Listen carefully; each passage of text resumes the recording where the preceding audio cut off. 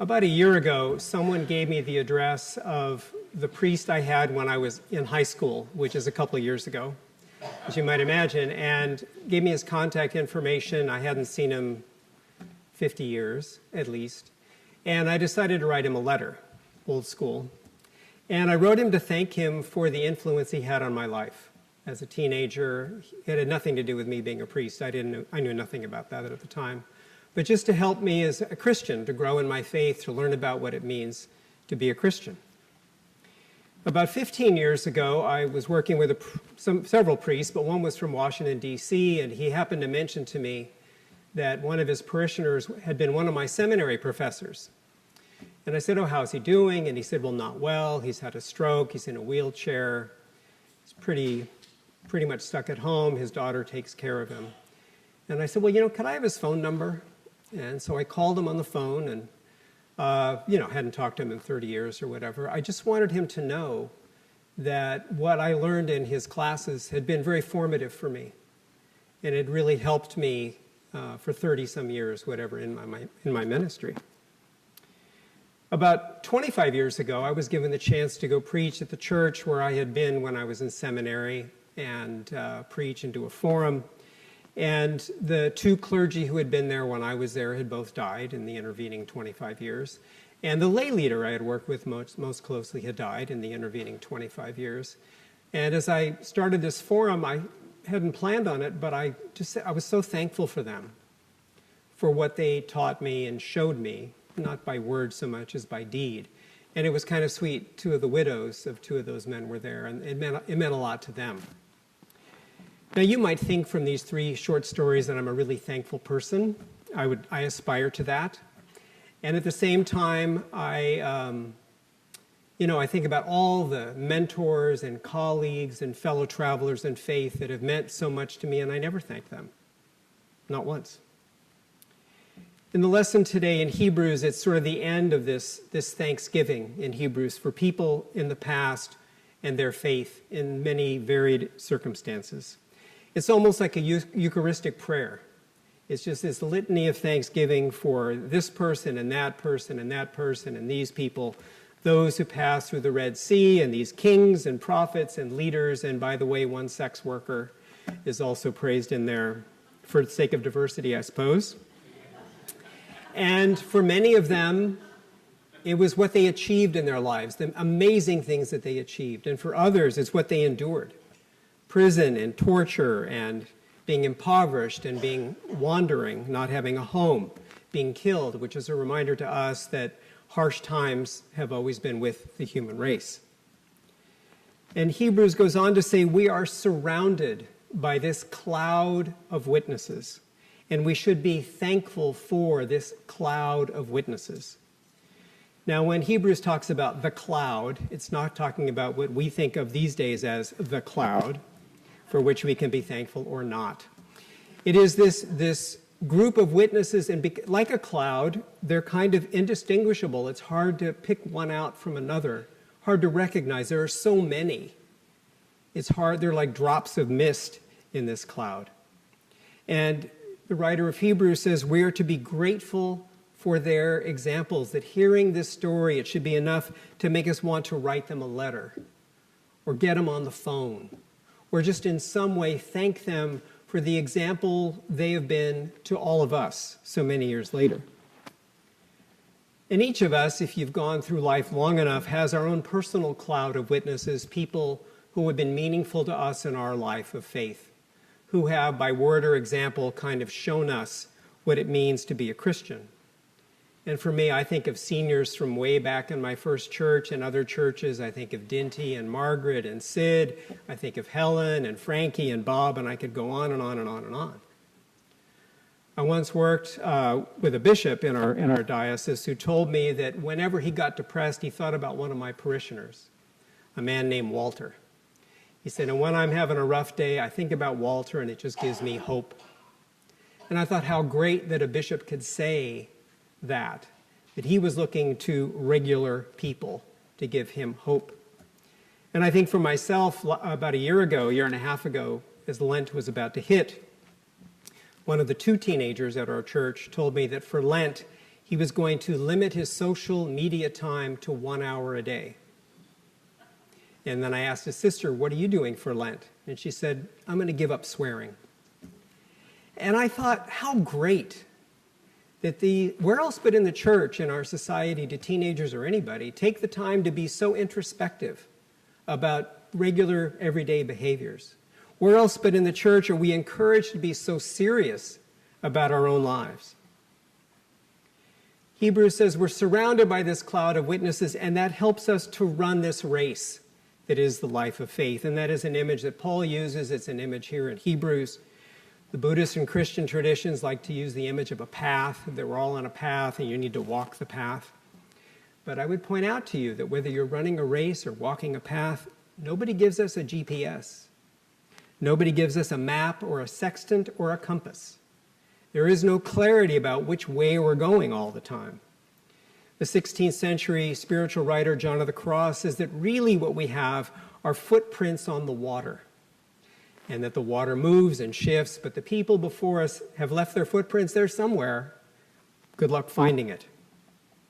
Our lives are always a matter of great mystery.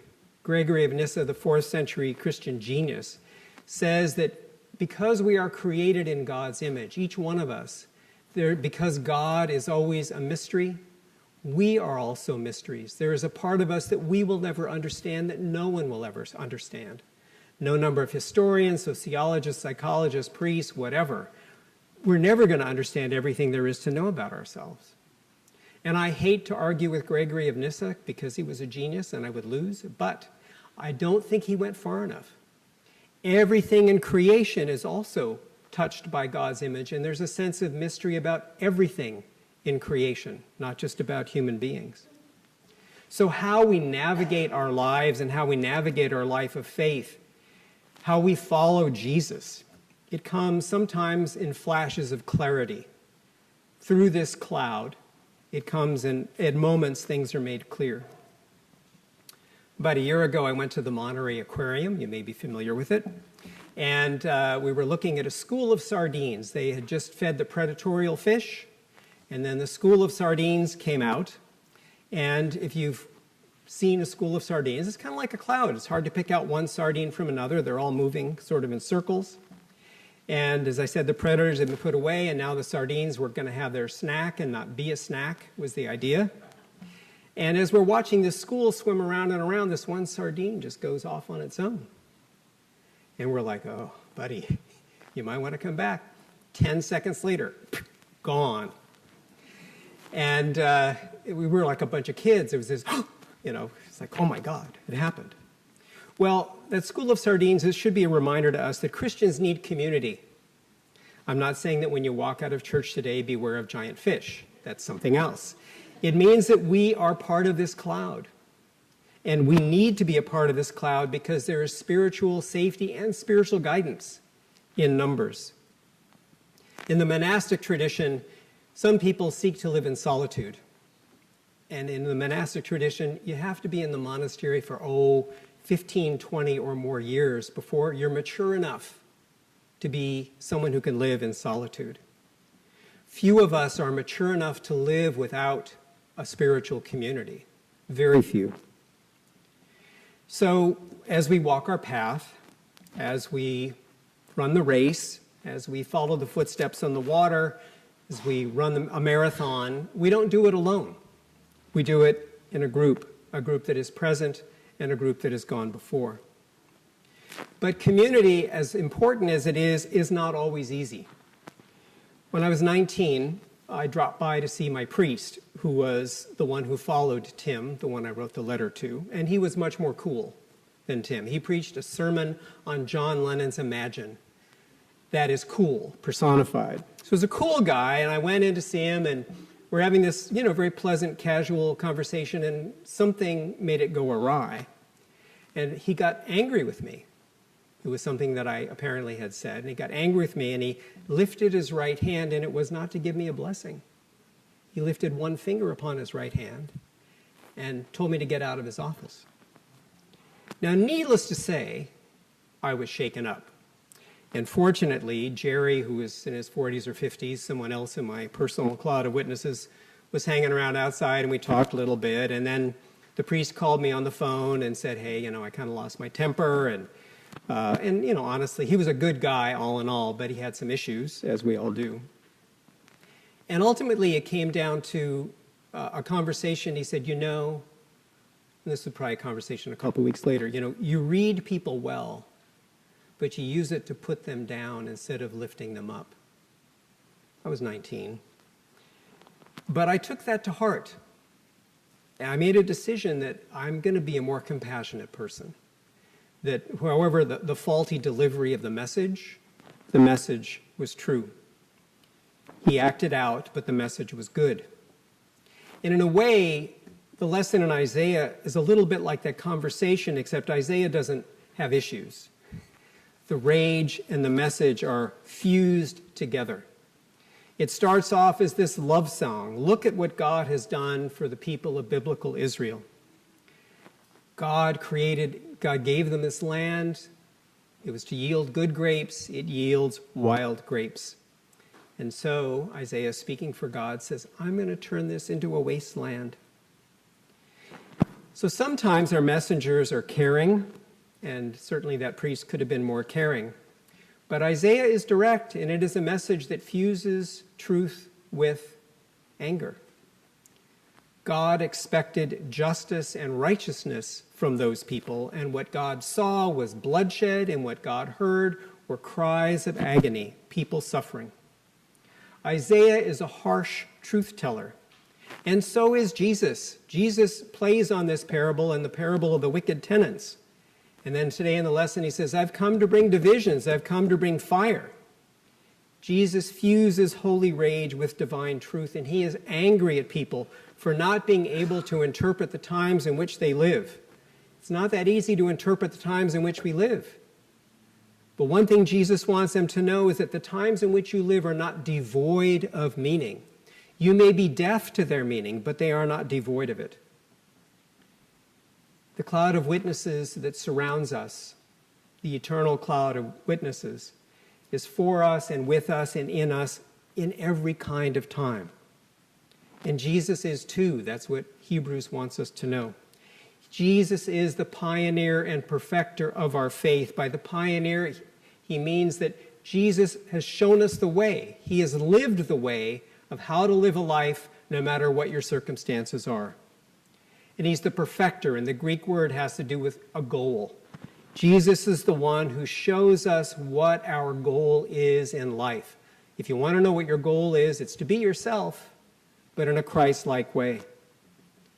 The great spiritual writer Evelyn Underhill said that spiritual growth means to learn to cooperate with God. That's all it is. It's not feeling more peaceful. It's not feeling happier. It means to cooperate with God. Redemption to her means joining our will to God's will. That's it. That's all. Do that, and you have experienced redemption. And the cloud of witnesses that has gone before us, the personal clouds of witnesses that have been with us, Jesus, they're all present with us to help us. As I get older, which keeps happening, fortunately, I've come to think of my life as sort of my personal timeshare in eternity. And I'm very thankful for the personal cloud of witnesses that I have had, as well as the one that belongs to all of us. I'm grateful for the pioneer and perfecter of our faith, for his presence in my life. And sometimes that presence is warm and fuzzy, and sometimes it fuses truth with tough love. As we heard in the lesson, the times of many of those clouds of witnesses were very, very hard times. So if we live in harsh times, it is not unusual. Would I write a letter to thank that priest who kind of acted out a little bit? I would say that he was really mostly a good guy, and he had a bad day. But I am very, very grateful for the message that he gave me and the lesson that I was given out of that. The cloud gives us spiritual awakenings. Some are tender and warm, and some are cold and hard. I had a parishioner once, I've had a few like this, who I really liked. She was a real character, a lot of fun. I just there was no evidence that she ever listened to anything I ever said in a sermon. Love your neighbor, had seemed to have completely missed the boat on that. One Sunday, as she's walking out of church, and she said, "Thanks for your sermon today, and thanks for not giving up on us." So that was interesting. And that's the way it is. The cloud of witnesses doesn't give up on us either. And neither does Jesus, the pioneer and perfecter of our faith. So, as we kind of heard in the lesson today, it's always a good day to give thanks that the cloud of witnesses has not given up on us, that Jesus has not given up on us. And to those from the cloud in the past, and those who are part of the cloud of witnesses that is in the making, and those who will become part of that cloud of witnesses in the future, in our harsh times, let us be thankful for them, for their witness. Let us thank them, and above all, let us thank Jesus. Amen.